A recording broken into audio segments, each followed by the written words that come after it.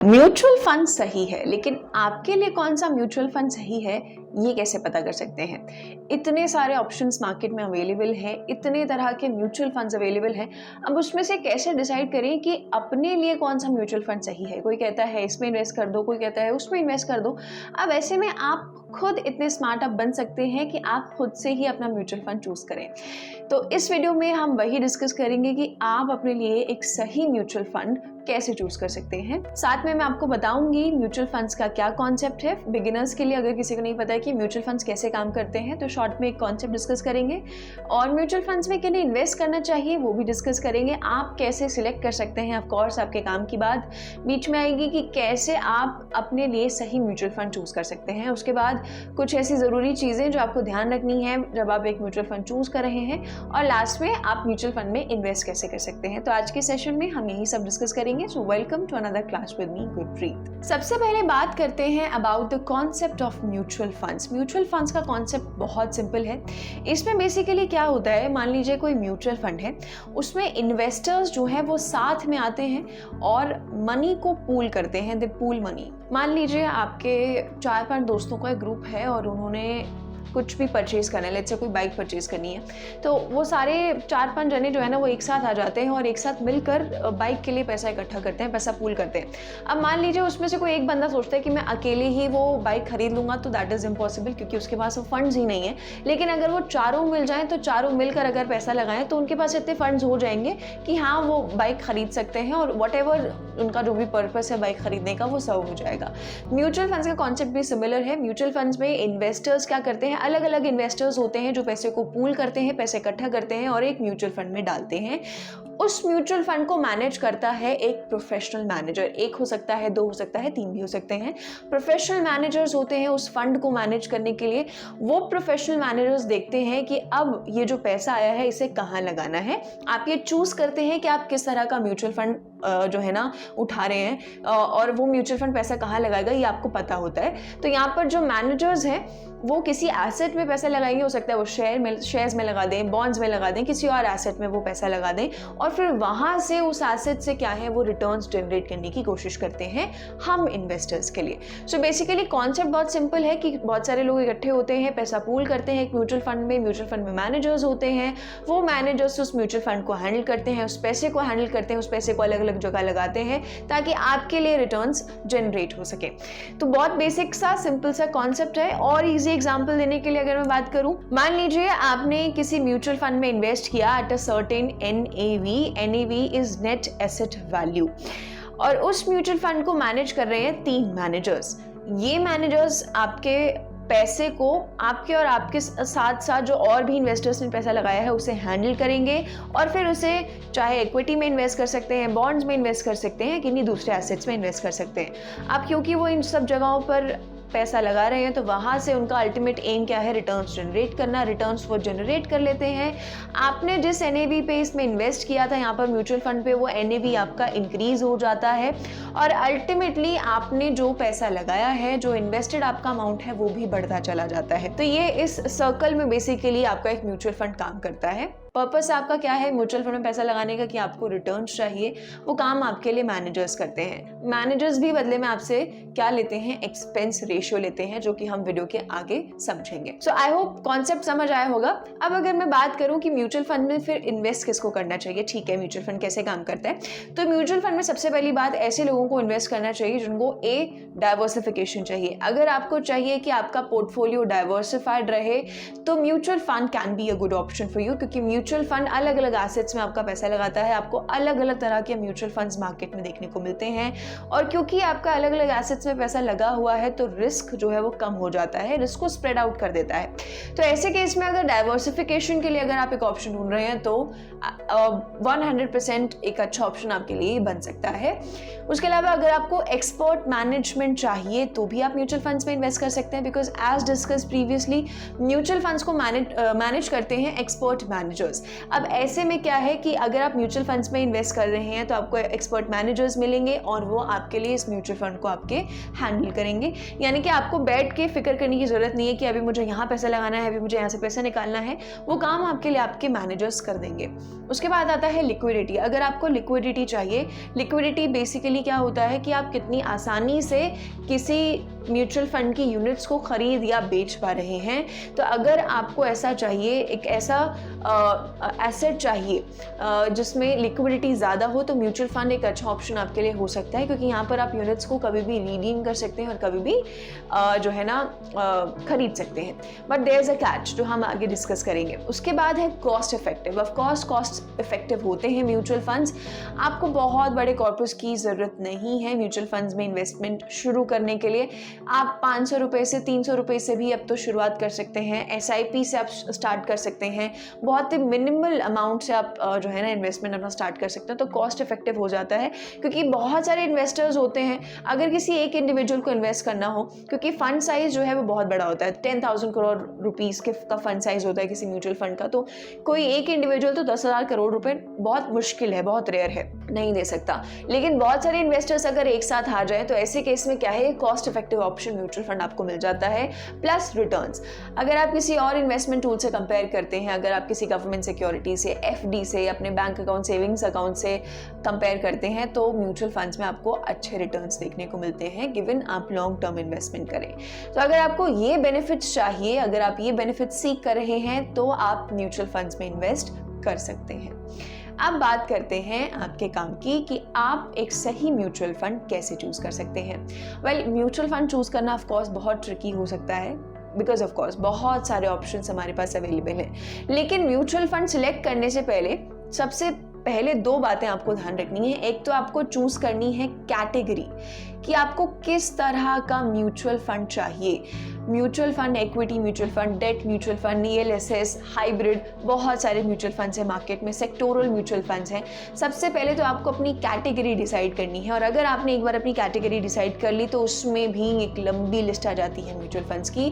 तो आपको फिर उसमें चूज करनी है अपनी मन पसंदीदा स्कीम। ये 2 चीज़ें सबसे पहले आपको प्राइमरी फोकस रहेंगी आपका जब आप म्यूचुअल फंड्स में इन्वेस्ट करने का सोच रहे हैं। तो सबसे पहले हम बात करते हैं कि अगर आपको कैटेगरी चूज करनी है कि म्यूचुअल फंड की कौन सी कैटेगरी मैं लूँ, इक्विटी लूँ, डेट में लूँ, किस में इन्वेस्ट करूँ, तो उसके लिए आपको क्या बातें ध्यान में रखनी है, पहले वो डिस्कस करते हैं। सबसे पहला और सबसे बेसिक, इन्वेस्टमेंट ऑब्जेक्टिव।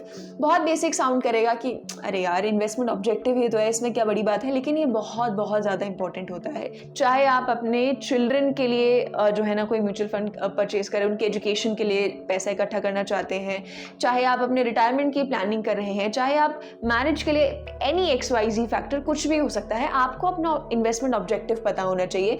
आपको पता होना चाहिए कि हाँ मुझे इस पर्पस के लिए इन्वेस्ट करना है। ऑब्जेक्टिव आपके माइंड में क्लियर होना चाहिए, तभी आप अपनी कैटेगरी सही तरीके से चूज कर सकते हैं।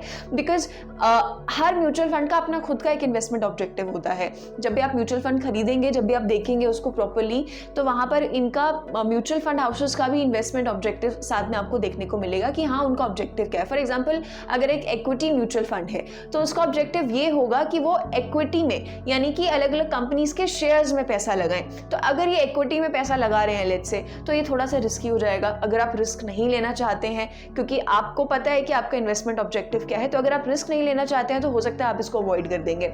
हो सकता है आप किसी सेफर इन्वेस्टमेंट ऑप्शन की तरफ जाएंगे, क्योंकि आपका ऑब्जेक्टिव वो नहीं है। तो ऐसे केस में बहुत ज़्यादा इंपॉर्टेंट हो जाता है कि आपको ये पता हो कि आप क्यों जो है ना पहली बात इन्वेस्ट करें, आपका ऑब्जेक्टिव क्या है, ये आपके माइंड में पहले क्लियर होना चाहिए। उसके बाद टाइम होराइजन आपको पता होना चाहिए, इसी से लिंक्ड है भाई। आपको पता है आपका ऑब्जेक्टिव क्या है, अब आपको ये भी पता होना चाहिए कि हाँ आपको कितने टाइम के लिए आप इन्वेस्टेड मार्केट में रह सकते हैं, कितने टाइम तक आप जो है ना अपना पैसा मार्केट में लगाए रख सकते हैं। तो यहाँ पर टाइम होराइजन बहुत ज़्यादा मैटर करता है। बिकॉज अगर आप ये सोचेंगे कि 1 साल के अंदर अंदर अगर मैंने इक्विटी में पैसा लगाया है तो मैं 1 साल के अंदर अंदर मुझे इतने सारे रिटर्न्स मिल जाएंगे और मैं रिडीम कर लूँगा या मैं रिडीम कर लूँगी, तो ये बहुत डिफिकल्ट सिचुएशन हो जाती है। तो आपको अपना टाइम होराइजन पता होना चाहिए।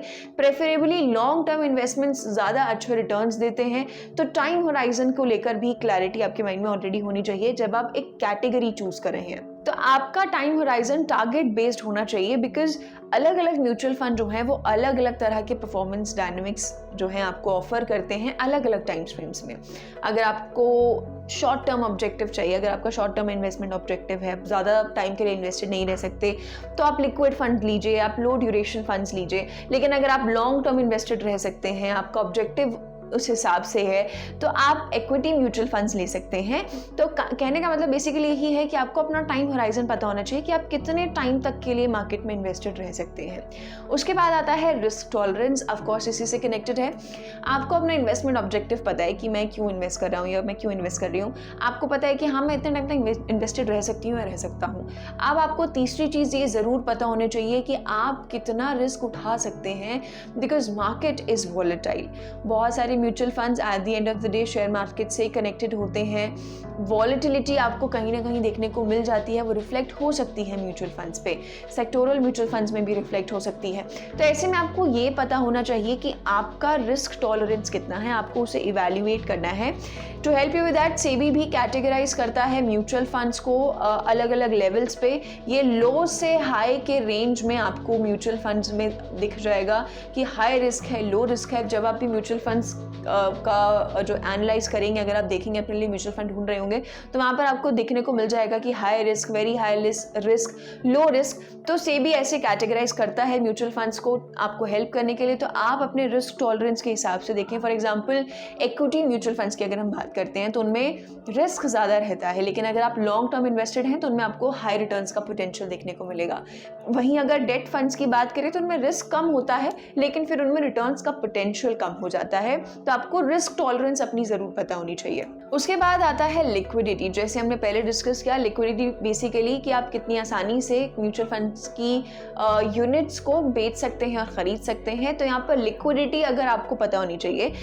आपको अगर लगता है कि हाँ, इमरजेंसी में आपको ये पैसा निकालना पड़ सकता है, तो आप ऐसा म्यूचुअल फंड चूज़ करें जिसकी लिक्विडिटी ज़्यादा हो, कोई उसमें लॉक इन पीरियड ना हो। वैसे तो मोस्टली सभी म्यूचुअल फंड्स में कोई जो है ना लिक्विडिटी की प्रॉब्लम नहीं होती, ज़्यादातर लिक्विड ही होते हैं। लेकिन जैसे ELSS फंड्स होते हैं तो उनमें 3 इयर्स का लॉक इन पीरियड होता है।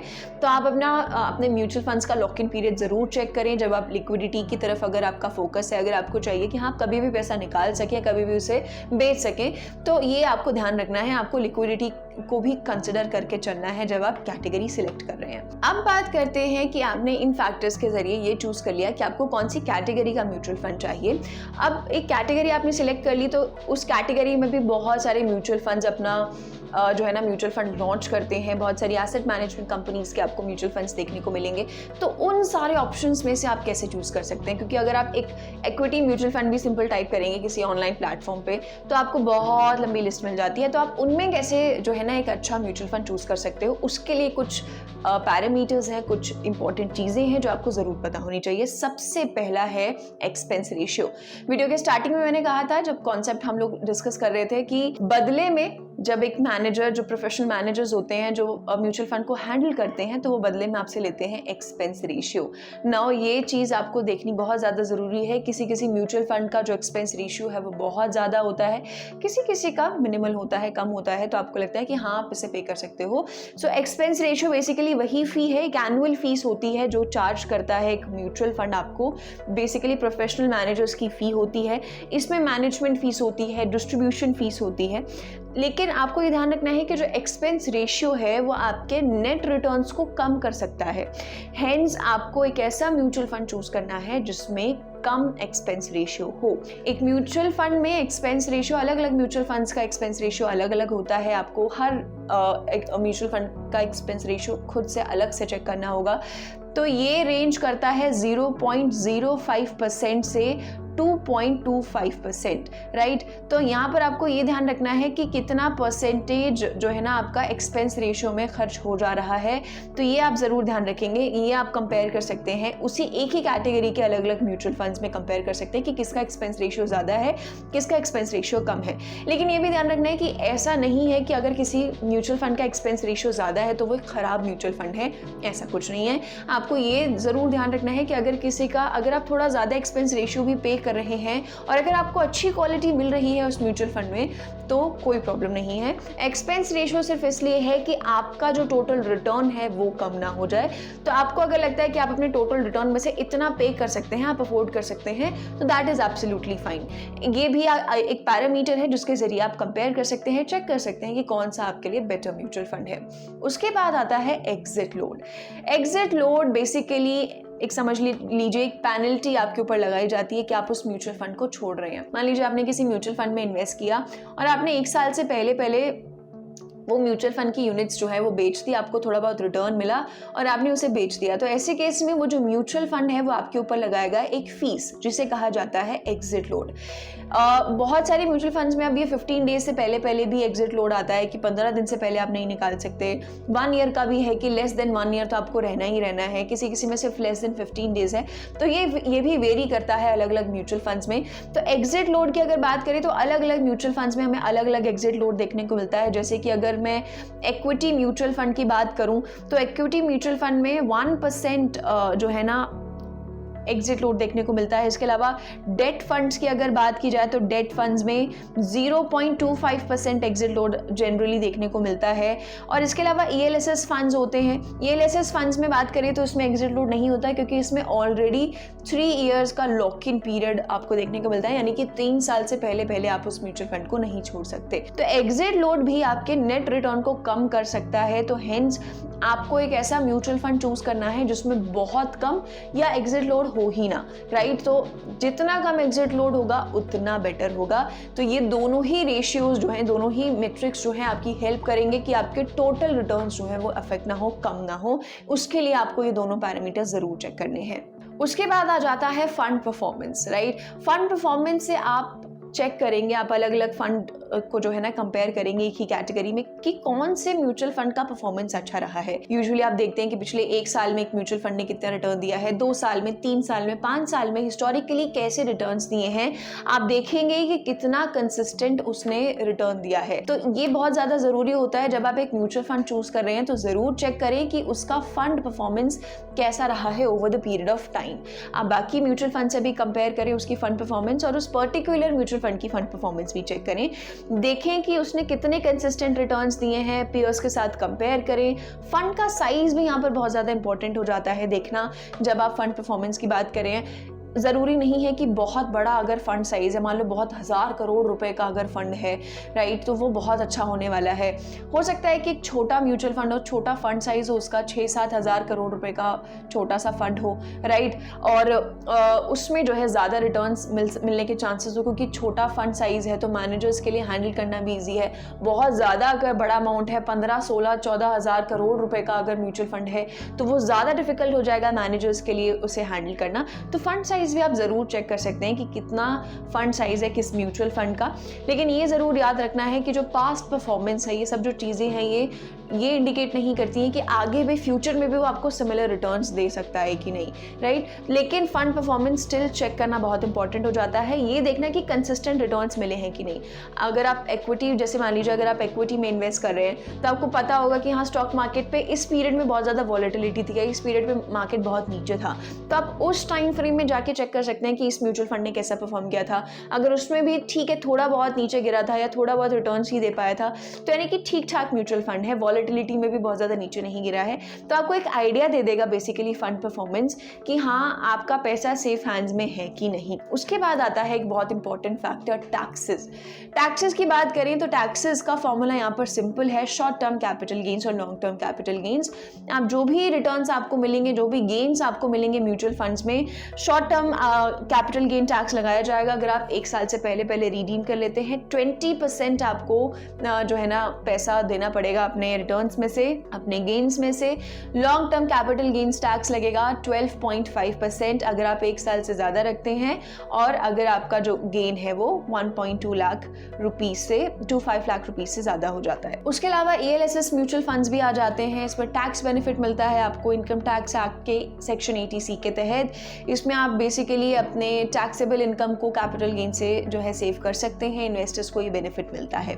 सो एक टैक्सेशन का बेनिफिट भी आप ज़रूर चेक करें कि कौन से म्यूचुअल फंड में है, कौन से म्यूचुअल फंड में नहीं है, तो उस हिसाब से फिर आप अपनी एनुअल इनकम को सेव कर सकेंगे और ज़्यादा रिटर्न्स पा सकेंगे। उसके बाद आता है डायरेक्ट प्लान्स। बहुत सारे म्यूचुअल फंड्स आप देखेंगे आगे लिखा होता है रेगुलर प्लान, डायरेक्ट प्लान। एक डायरेक्ट प्लान जो होता है उसमें ब्रोकरेज फी, कोई कमीशन फी नहीं होती है, आप सीधा सीधा म्यूचुअल फंड खरीदते हैं, आपको कोई एक्स्ट्रा पैसे नहीं देने पड़ते। लेकिन अगर आप कोई रेगुलर प्लान खरीद रहे हैं लेट्स से, तो उसमें हो सकता है आपको ब्रोकरेज फी जो है वो देनी पड़े, ब्रोकर फी जो है वो देनी पड़े। सो डायरेक्ट प्लान्स आपको अलाउ करते हैं कि आप किसी इंटरमीडियरी के बिना, किसी ब्रोकर, एजेंट या डिस्ट्रीब्यूटर के बिना डायरेक्टली म्यूचुअल फंड खरीद सके, इसे डायरेक्ट प्लान कहा जाता है। डायरेक्ट प्लान्स में जनरली जो एक्सपेंस रेशियो है वो कम होता है, तो इस चीज़ का ध्यान रखेंगे। आजकल आप ऑनलाइन प्लेटफॉर्म्स के थ्रू डायरेक्ट प्लान्स खरीद सकते हैं, तो ये भी एक छोटा सा फैक्टर है। जब आप म्यूचुअल फंड खरीद रहे हैं तो ऊपर देख लें कि डायरेक्ट प्लान है या रेगुलर प्लान है। अगर डायरेक्ट प्लान होगा तो एक्सपेंस रेशियो कम होगा और ईजी है और सिंपल प्रोसेस है आपके लिए म्यूचुअल फंड खरीदना। उसके बाद आ जाता है fund manager. Of course fund manager की बात करें तो आपको लगेगा कि फंड मैनेजर्स तो अच्छे ही होते हैं, ऑफकोर्स अच्छे ही होते हैं, लेकिन आप एक बार ज़रूर जाएं जब आप एक म्यूचुअल फंड के ऊपर रिसर्च कर रहे हैं तो नीचे फंड मैनेजर की डिटेल्स होती हैं। लेट्स से कोई एक फंड मैनेजर है, 2 हैं, 3 हैं, सबकी डिटेल्स दी होती हैं। उसमें बताया होता है कि एक फंड मैनेजर, कोई पर्टिकुलर अगर फंड मैनेजर है तो उसने और कौन से म्यूचुअल फंड्स हैंडल किए हैं। लेट्स से किसी कोई XYZ कोई भी प्रोफेशनल मैनेजर है, उसने XYZ कोई प्रीवियसली म्यूचुअल फंड हैंडल किया हुआ है, तो आप वो वाला म्यूचुअल फंड जाकर भी चेक कर सकते हैं कि वो म्यूचुअल फंड उसने कैसे हैंडल किया है। तो इस तरीके से आपको ये भी देखना है कि फंड मैनेजर्स आपके कैसे हैं, कितना एक्सपीरियंस उनके पास है, कितने म्यूचुअल फंड्स वो हैंडल कर चुके हैं, और जो म्यूचुअल फंड्स उन्होंने हैंडल किए हैं उन्होंने कैसे हिस्टोरिकली रिटर्न्स दिए हैं, उन्होंने कैसा परफॉर्म किया है।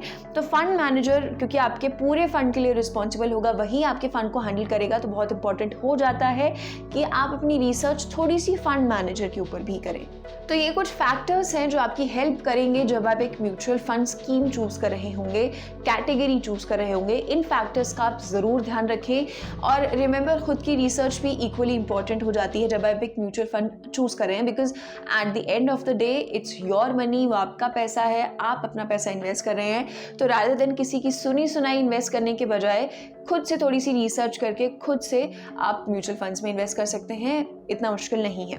अब बात करें कि ठीक है आपको समझ आ गया कि क्या पैरामीटर्स है, तो आप इन्वेस्ट कैसे कर सकते हैं। आज के टाइम में म्यूचुअल फंड्स में, स्टॉक मार्केट में इन्वेस्ट करना बहुत ईजी हो गया है। बेसिकली सबसे पहले तो मैं आपको बता दूं कि आप म्यूचुअल फंड्स में 2 तरीकों से इन्वेस्ट कर सकते हैं। आप लंप सम कर सकते हैं, आपको लगता है कि हाँ आपके पास अच्छा अमाउंट है, आप एक साथ वो अमाउंट जो है ना, ज़्यादा अमाउंट लेट्स से 50,000, 20,000, 30,000 लंप सम है आपके पास, तो आप उसे इन्वेस्ट कर सकते हैं। तो आप एक तरीका ये भी है कि आप लंप सम जो है ना पैसा म्यूचुअल फंड में डाल दें। एक है SIP। आपको लगता है कि आप सैलरी पर हैं और आप एक साथ लंप सम नहीं लगा सकते हैं, आप 1,000 रुपये की, 2,000 रुपये की SIP स्टार्ट कर सकते हैं अगर, तो आप SIP के थ्रू भी इन्वेस्ट कर सकते हैं। ये 2 तरीके हैं म्यूचुअल फंड्स में इन्वेस्टिंग स्टार्ट करने के लिए। अब आप इन्वेस्ट कैसे कर सकते हैं, तो यहाँ पर मैं आपको बता दूँ कि आप एसेट मैनेजमेंट कंपनी के पोर्टल्स पर जाकर आप जो है ना इन्वेस्ट कर सकते हैं, उनके पोर्टल्स के थ्रू आप इन्वेस्ट कर सकते हैं। बहुत सारी एसेट मैनेजमेंट कंपनीज की वेबसाइट पर आप जाइए, वहाँ से आप डायरेक्टली क्या है म्यूचुअल फंड सेलेक्ट करके आप वहाँ से इन्वेस्ट कर सकते हैं। आप RTA पोर्टल्स के through, registrar and transfer agents portal के थ्रू भी इन्वेस्ट कर सकते हैं। आप इनकी वेबसाइट से इन्वेस्ट कर सकते हैं, आप इनके ऑफिस जाके भी इन्वेस्ट कर सकते हैं, ऑफिस पर पहुँच कर भी आप वहाँ पर अपनी इन्वेस्टमेंट पूरी कर सकते हैं। इसके अलावा आप म्यूचुअल फंड डिस्ट्रीब्यूटर्स और वेबसाइट्स से भी जो है ना वहाँ से भी इन्वेस्ट कर सकते हैं। और ऑफ कोर्स आजकल मोबाइल ऐप्स आ गई हैं, बहुत सारी ऑनलाइन प्लेटफॉर्म्स आ गए हैं, उनके थ्रू आप बहुत इजीली म्यूचुअल फंड्स में इन्वेस्ट कर सकते हैं। बहुत सारे बैंक्स भी म्यूचुअल फंड इन्वेस्टमेंट्स का ऑप्शन ऑफर करते हैं, तो आप बैंक्स के थ्रू भी इन्वेस्ट कर सकते हैं। और लास्टली आप स्टॉक ब्रोकर्स के थ्रू भी इन्वेस्ट कर सकते हैं। बस आपको ये ध्यान रखना है कि अगर आप ऑनलाइन इन्वेस्ट कर रहे हैं तो आपकी KYC जो है has to be registered, right. कुछ की डिटेल्स आपसे मांगी जाएंगी, आपका PAN card, Aadhaar card number, ये सब चीज़ें आपसे मांगी जाएंगी बहुत बेसिक डॉक्यूमेंटेशन के लिए। बस आपसे ये सब चीज़ें ली जाएंगी और आप बहुत इजीली म्यूचुअल फंड में इन्वेस्ट कर सकते हैं। So all in all mutual funds में इन्वेस्ट करना बहुत मुश्किल नहीं है। आप थोड़ी सी खुद से रिसर्च करके you can start your mutual fund investment journey और आप अपने लिए एक सही म्यूचुअल फंड चूज़ कर सकते हैं। हालांकि कोई भी फाइनेंशियल डिसीजन लेने से पहले एक बार अपने फाइनेंशियल एडवाइजर से ज़रूर कंसल्ट करें। इसके अलावा अगर आप कोई और फाइनेंशियल टॉपिक समझना चाहते हैं तो कमेंट सेक्शन में ज़रूर शेयर करें। For more of such videos, do like, share and subscribe to ET Now Swadesh.